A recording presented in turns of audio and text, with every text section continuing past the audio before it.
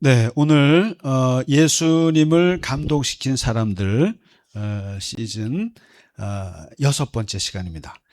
기억하시겠습니다마는 백부장, 그다음에 수로보니게 여인, 혈루증으로 옷자락을 만진 여인, 그리고 지붕을 뚫은 네 사람들. 그다음에 지난주에 우리가 이제 삭개오를 했거든요. 근데 이제 이게 점점점 이제 깊어졌는데, 이번에 이제 다음 주가 우리 종강인데, 어, 이 여섯 번째 오늘 다룰 사람은 아마 사개오보다도 더 깊은 사람인 것 같아요. 마리아, 마리아, 마리아, 베다니의 마리아, 베다니의 마리아, 뭐 이렇게 말할 수 있을 것 같은데, 그, 어, 마태복음 26장 한번 펼쳐보시겠어요? 이제 예수님께 향유를 부은, 이게 아주 좀 기이한 사건입니다. 아주 기이한 사건이고, 저는 이 본문을 볼 때마다 좀 약간 이렇게 뭐랄까, 아찔하다 그래야 되나?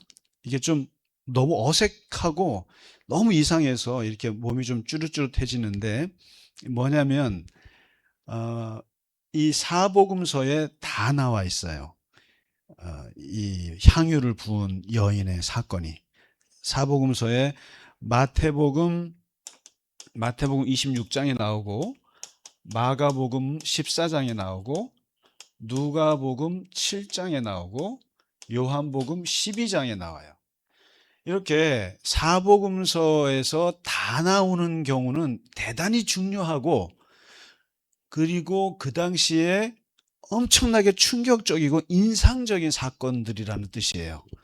어떤 건 여기만 나오고 어떤 건 여기만 나오는데, 이렇게 사복음서가 다 다뤘다는 얘기는 아주 중요하다는 뜻이기도 하고, 실제로 정말 중요합니다. 이게 이 사건이요.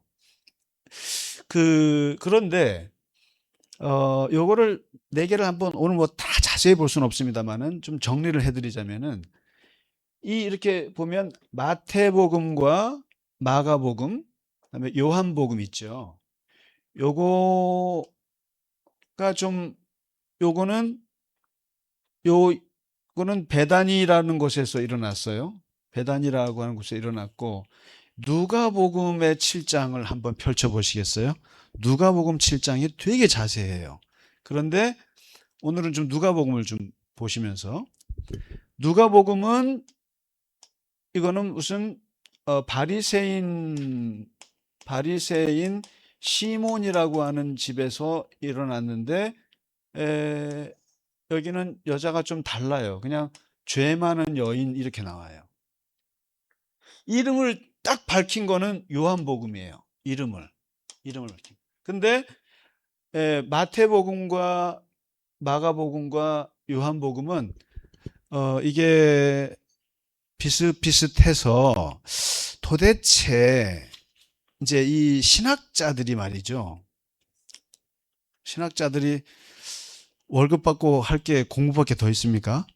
근데 이 본문을 이렇게 보면서 도대체 이 여자가 누굴까? 이 여자가 한, 한 여자를 두고 이렇게 네 개로 표현한 걸까? 아니면, 마가, 마태, 요한, 여기는 한 여자고, 요거는 다른 여자 같아. 이런 게 있고, 또 어떤 사람은 이 여자, 이 여자, 이 여자, 이 여자 다 달라. 세 가지 의견이 쭉 나눠져 있어요. 그럴 수 있죠. 그런데 대체적으로 가장 받아들여지는 게 뭐냐면은, 마태복음, 마가복음, 요한복음은 이게 한 여자야. 한 여자고, 이 여자가 마리아라고 할 수 있어. 마리아라고 이름이 나와. 근데 이 누가복음은 도저히 아무리 봐도 좀 달라. 여기 보시면 누가복음은 이 집도 달라요. 갈릴리 지역의 바리새인 시몬의 집에 한 여자예요. 이렇게 나와요. 그러니까 두 여자일 거야. 이렇게 또 보기도 하고. 근데 이제 그 큰 의견 중에 하나는 한 여자다. 한 여자다. 근데 사실 저는 한 여자 사건이라고 봐요. 한 여자 사건이라고 보는데 어쨌든 그래서 저는 이거를 베다니의 마리아, 베다니의 마리아라면 누구겠어요? 나사로라고 아시죠? 나사로, 그다음에 마리아의 언니 마르다, 요 삼남매 있지 않습니까? 예수님이 갈릴리에서 예루살렘 가기 전에 갈 때 보면 그 베다니를 지나가거든요. 그 베다니라는 곳에 가면 거기서 자고 거기서 이렇게 이제 음식도 얻어 먹고 이러던 곳인데 나사로가 또 죽은 지 나흘 만에 예수님이 또 살린 사건까지 있었지 않습니까? 그래서 이 특별한 집안이에요. 요 집안이. 그래서 그 베다니의 막내 동생 마리아일 것이다. 저는 이제 그렇게 봐요. 자, 그렇게 봤을 때, 그렇게 봐도 틀리진 않아요. 그렇게 봤는데, 그러면 이제 그 베다니의 마리아라고 하는 여자가 이제 예수님께 이상한 행동을 해요. 뭐냐면, 이제 먼저 읽어볼게요. 마태복음 26장과 마가복음 14장과 그다음에 요한복음 12장에 나와 있는 요걸로 일단 얘기를 할게요. 이 이야기가 초점이 달라서 그래요. 달라서. 이 이야기 뭐냐면은 이 베다니 마리아가 이제 예수님이 오셨는데 갑자기 예수님께 향유를 예수님의 발에다가 붓고 그다음에 머리에다가 뿌리고 그렇게 해서 쫙 해서 이렇게 발라주는 거예요. 여자가. 그러니까 한 여자가 관연한 남자에게 자기의 이 옥합이라고 하는 것이 300데나리온어치예요. 300데나리온인데 이게 300데나리온이면은 대체로 1년치 연봉입니다. 이게 1년치 연봉을 그러니까 아마 우리가 뭐 한 4, 500 받는다 그러면은 1년치 연봉이 얼마겠어요? 연봉 5천, 연봉 6천, 뭐 이 정도 된다고 하면 연봉 5천만 원어치에 이거를 그냥 예수님께 그냥 붓는 거예요. 그러니까 이게 그러니까 자기가 모아놓은 향유를 그냥 어느 일부분만 준 게 아니라 그냥 확 쏟아 부은 거래요. 예수님께 확 쏟아 붓고 그냥 기름을 쫙 발라주는 거예요. 이거를 보고 여기에서 엄청난 논쟁이 폭발합니다. 여기서 이걸 제자들이 뭐라고 하냐면 특히 누구냐면 가룟 유다가 요한복음에서는 제자들이 뭐라면 저 많은 향유를 누구에게 주면요? 가난한 자들에게 주었더라면 얼마나 유용하겠느냐. 5천만 원 가지고 도시락 2만 원짜리 쫙 돌리면 몇 명 먹을 수 있어요? 컵라면 5천만 원어치 사면 권사님 몇 개를 줄 수 있어요? 이런 생각을 한 거예요. 그러면서 가룟 유다는 이거를 공공의 이익으로 구제를 나눠주면 얼마나 좋은데 저 5천만 원 연봉을 한 사람에게 다 쏟아부어? 낭비로다. 미친 짓이다. 이 얘기를 합니다. 그때 이 제자들의 얘기에 예수님의 답이 있었어요. 예수님의 답이 뭐냐면 가난한 사람들은 항상 너희와 같이 있을 거야.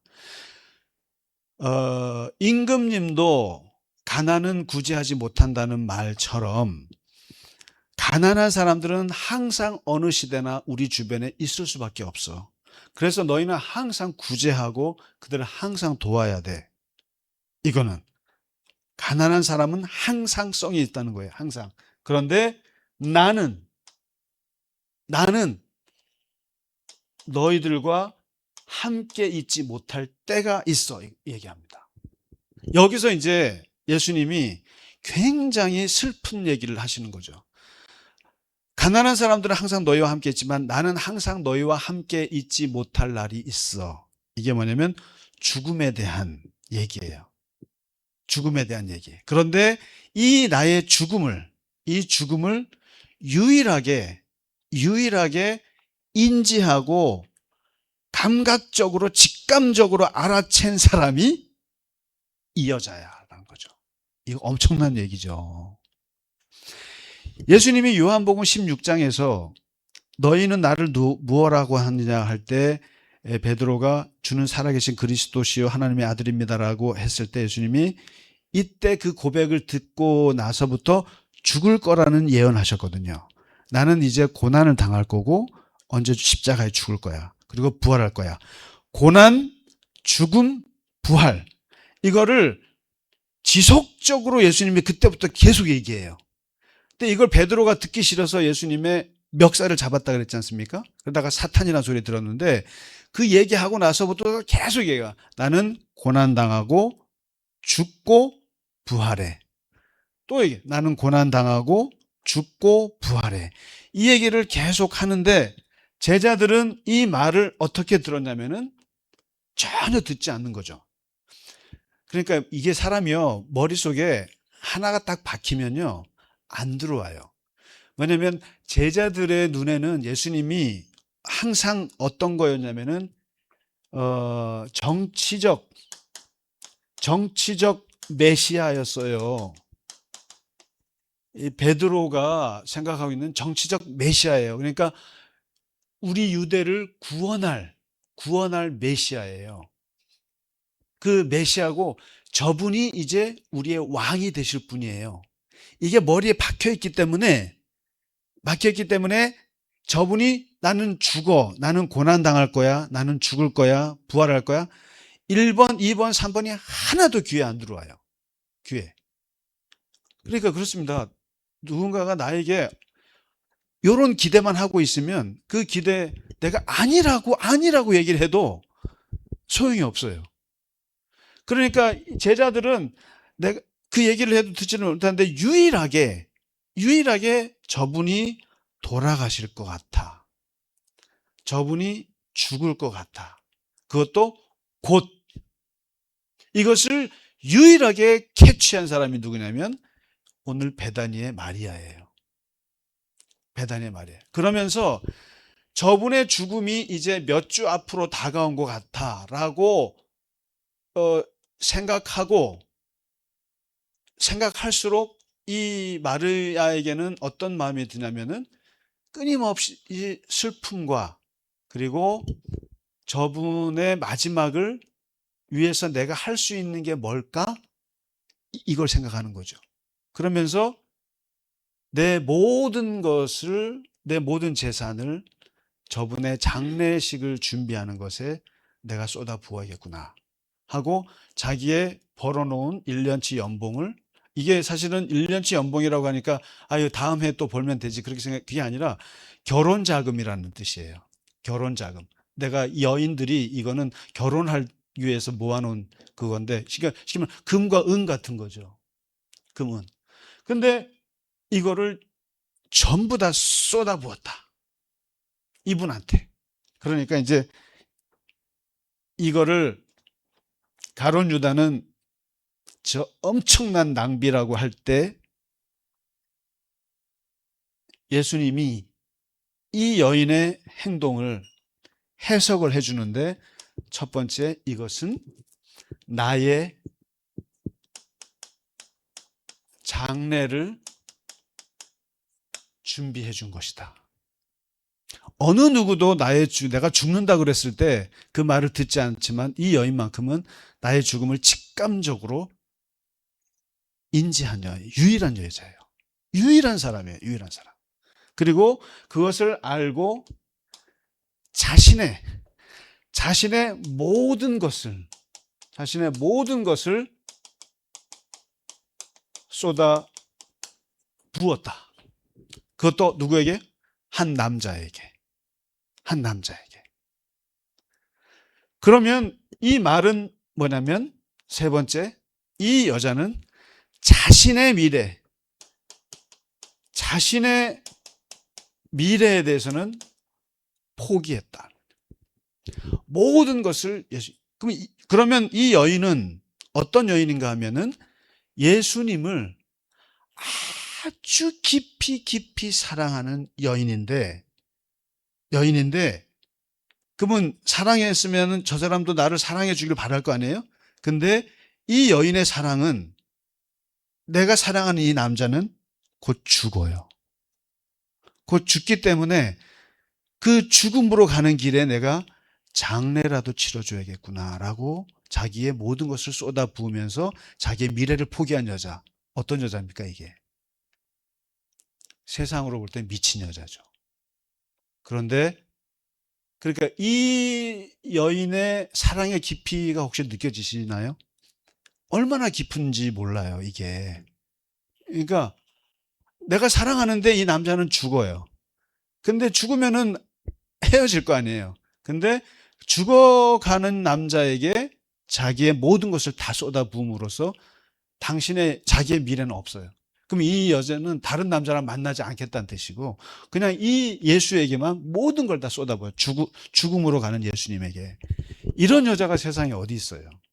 여기에 예수님이 너무나 감동을 많이 받아서 뭐라고 하냐면 이 여자는 나를 장례를 준비하는 여자고 그리고 복음이 전해지는 곳마다 어디를 가든지마다 이 여자의 행위를 기억하라. In memory her. In memory her. 이게 in memory her. 이런 신학 책도 있어요. In memory her. 우리가 예수님이 기억하라고 한 게 몇 가지가 있어요. 그게 성찬이거든요. 그게 성찬이고 그래서 성찬하면서 예수님을 기억하는 거예요. 근데 우리가 안 하는 게 뭐냐면은 이 여자를 기억하지 않아요, 지금. 이 여자에 대해서. 뭐 예배 중에 우리가 아니면 어떤 성찬식은 중요한 성례전이잖아요. 그런 이거 예수님이 명령하신 건데 예수님이 명령하신 또 하나가 바로 이 여자를 기억하라예요. 이 여자를 기억하라. 어느 누가 예수님이 지붕을 뚫은 사람을 기억하라 그랬어요? 삭개오 기억하란 말 안 해요. 수로보니게, 백부장, 믿음의 아무리 기억하라 그랬어요. 근데 이 향유 부은 베다니의 마리아만큼은 예수님이 기억하라고 얘기하셨어요. 기억하라고 명령하셨어요. 성찬식처럼 나를 기억하라고 한 것처럼 이 여자도 기억하라. 어떤?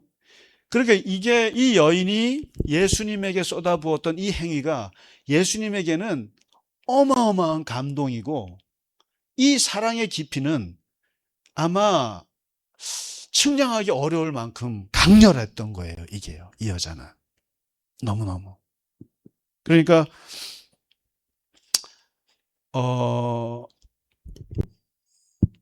기억하라. 그리고 이제 그래서 이거를 가룟 유다가 이거 낭비다라고 할 때 이거를 여기에서 나온 말이 뭐냐면은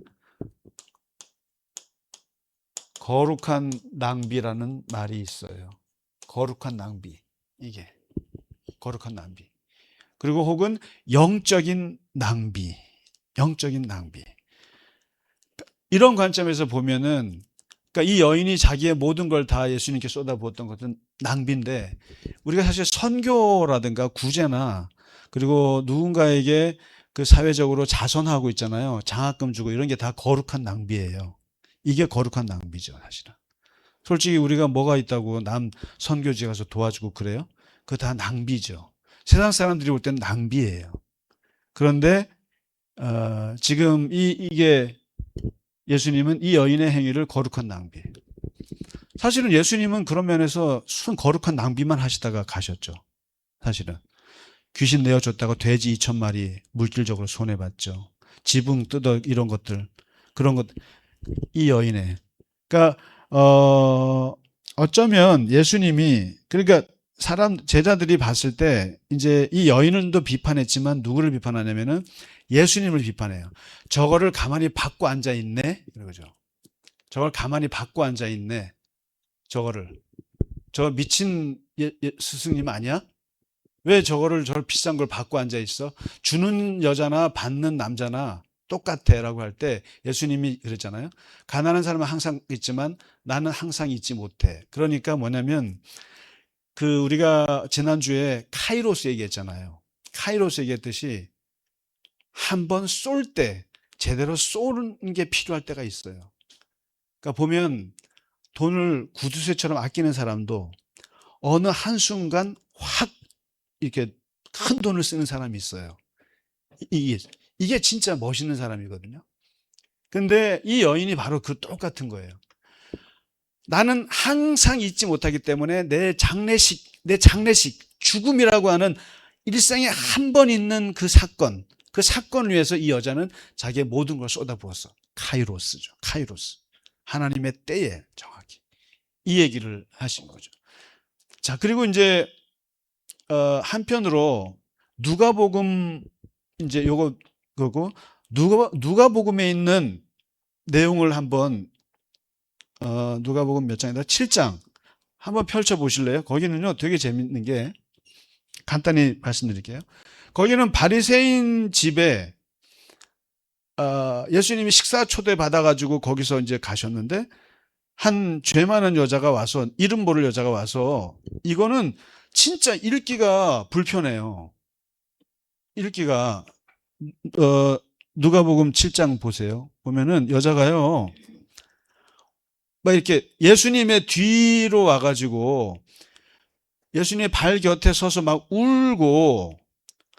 울면서 눈물이 막 날 거 아닙니까? 그 눈물로 예수님의 발을 닦아요.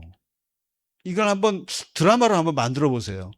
발을 막 닦고 머리털 가지고는 머리털로 눈물로 발을 씻은 거기를 또 닦네요. 이 행위. 예수님의 자기 머리털로 예수님의 발을 이렇게 막 닦아요. 닦고 닦은 그 발에 입을 맞춰. 입을 맞추고 거기다가 자기의 1년치 향유를 들이다 부어요. 이 해괴한 장면, 어떻게 보면 막 성적으로도 막 이상해 보이는 거 아니겠어요? 웬 여자가 눈물로 막 예수님의 발을, 남자 발을 씻고 거기다가 자기 머리털로 막 닦고 거기다 입을 맞추고 거기다가 막 기름을 붓는 이 행위, 이거 한번 해보세요. 이게 되나? 근데 이거를 보면서 사람들이 너무 막, 좀 읽을 때마다 이게 너무 신기해요, 이게. 그럴 때 예수님은 천연덕스럽게 그걸 받고 앉아있고 사람들이 또 막 뭐라고 그러잖아요. 그럴 때 여기서 예수님이 뭐라고 하냐면, 바리새인 너 시몬 너 잘 들어. 너 들어올 때 발 씻을 물 줬어? 안 줬지. 내게 입을 맞췄어? 안 맞췄지. 내게 기름을 부었어? 안 부었지. 고귀한 손님이 오면 3단계 예법이라는 게 있는데, 첫 번째 어떻게 하냐면 발을 씻어주세요. 왜냐하면 거기는 사막이라 먼지가 많아서 그 샌들을 벗기고 하인이 와서 발을 씻어야 돼요.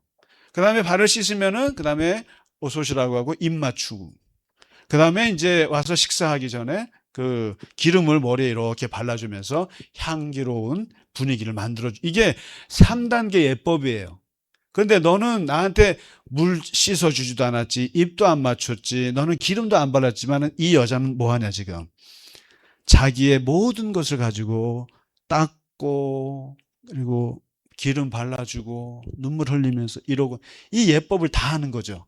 이게 왜 그렇겠느냐. 이 여자는 죄 용서를 죄 용서를 너무너무 받은 것에 대한 그 감격이 뭐로 나타났냐면은 나에 대한 사랑으로 나타난 거야. 이놈아, 이런 거죠. 사랑으로 나타난 거야. 그러면서 귀한 말씀을 하시는데, 죄 용서를 많이 받은 사람일수록 사랑도 깊어. 그런데 용서를 적게 받은 사람은 사랑도 적어. 이렇게 얘기합니다.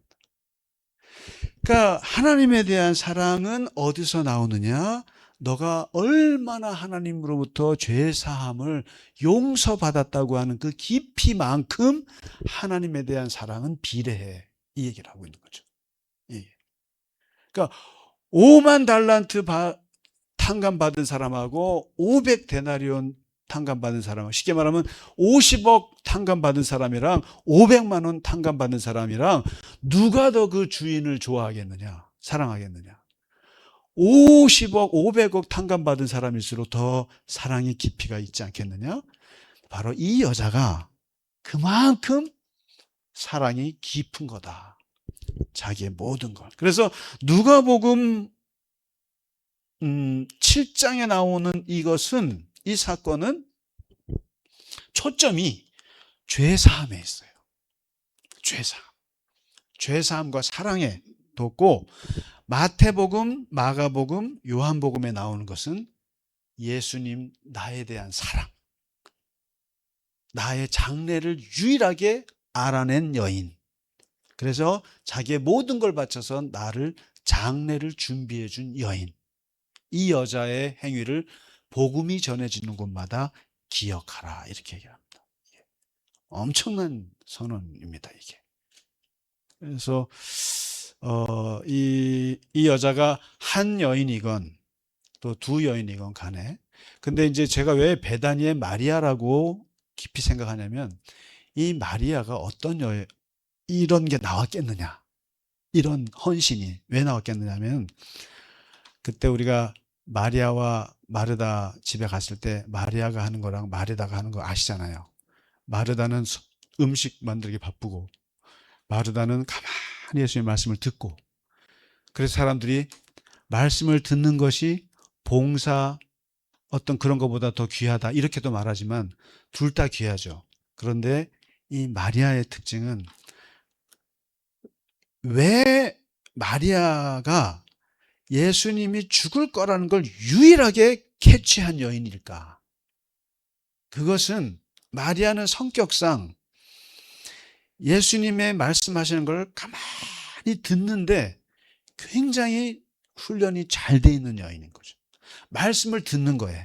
근데 이게 들을 때 대부분의 제자들은 어떻게 들었냐면은 자기중심적으로 들었어요. 나는 예수님을 정치적인 메시아, 왕으로 생각하기 때문에 그 어떤 말도 다 거기서 다 걸러요. 그러니까 죽는다고 아무리 얘기해도 그게 눈에 안 들어와요.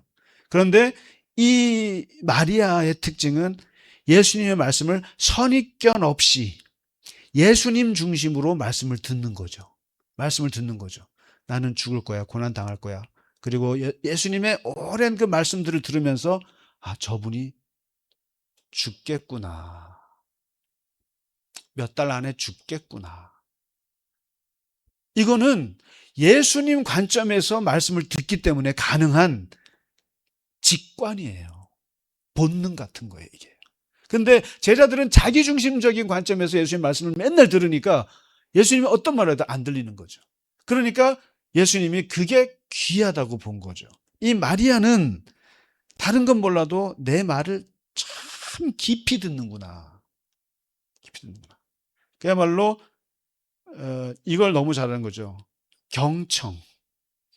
경청의 영성이 굉장히 발달한 여인이 베다니의 마리아다. 그러니까 그게 되니까 예수님이 가야 되는 길을 정확히 인지하고, 이분이 이제 누가 이분을 위해서 장례를 준비해 주겠나? 나밖에 없겠구나 하면서 자기의 향유를 부었다. 그러니까 이게 이 마리아의 이 듣는 영성, 여기에서 출발하지 않았겠나, 이렇게 생각이 듭니다. 자, 오늘은 이 마리아, 예수님의 죽음을 유일하게 파악하고 예수님의 장례를 준비해 준, 정말 예수님에게 감동을 너무나 깊이 안겨준 베다니의 마리아를 보았습니다. 자, 다음 주는 누구를 하게 될까요? 마지막 주는요. 저는 다음 주에 뵙도록 하겠습니다. 오늘 고생 많으셨습니다. 감사합니다.